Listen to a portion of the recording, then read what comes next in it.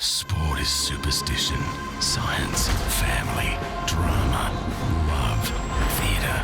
It's everything. That's why we've made a betting brand for sports fans that's better. Gamble responsibly.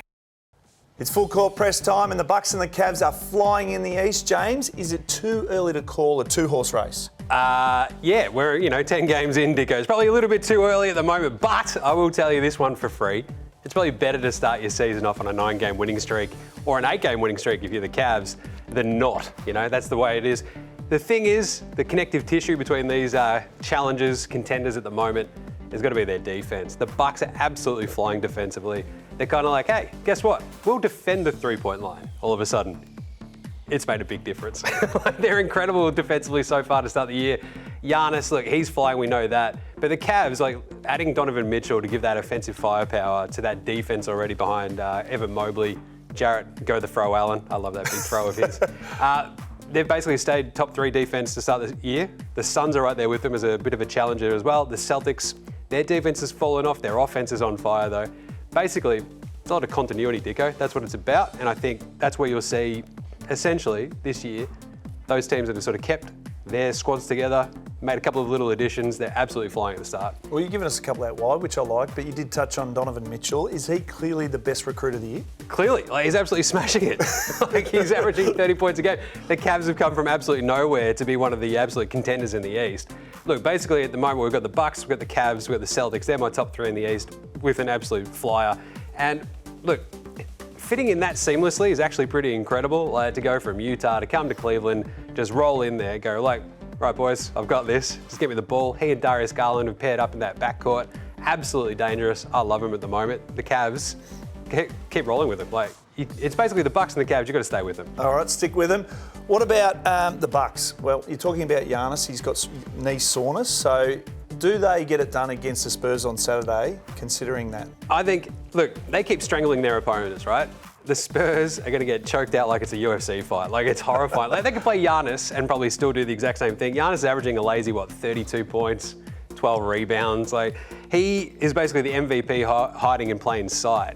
We can sort of look at Luka, we can look at Ja Morant. Giannis is out there absolutely crushing it night in, night out. And he's, the focal point of everything the Bucks do. But we just don't talk about him enough. He's incredible. He's absolutely incredible, Giannis. And look, if he manages this knee soreness, he'll be fine. The Bucks, though, they're a defensive juggernaut. Keep riding him. They're just, seriously, they're holding teams to just the lowest point totals of everybody else in this entire NBA season. Keep riding those unders. All right, let's have a look at Kyrie Irving. 5-game suspension. Now, that does hurt, so it's been a week to forget, let's be honest. Does that affect the Nets and Ben Simmons going forward? It does affect them because it gives them a bit of focus. They've just gone out and hired, officially hired their interim head coach, Jacques Vaughn. Essentially, this is kind of the Nets going, we just need to steady this ship a little bit. But more importantly than Kyrie going out, I think, is the return of Seth Curry and Joe Harris. That gives the Nets just a couple of extra dead-eye shooters to really try to see if we can get this offense singing. Ben Simmons, look, we saw him just, talk about a week to forget. The dude got absolutely shredded by Luka Doncic, put in the spin cycle. He was more cooked than my old man Snags, Dicko. It was crazy.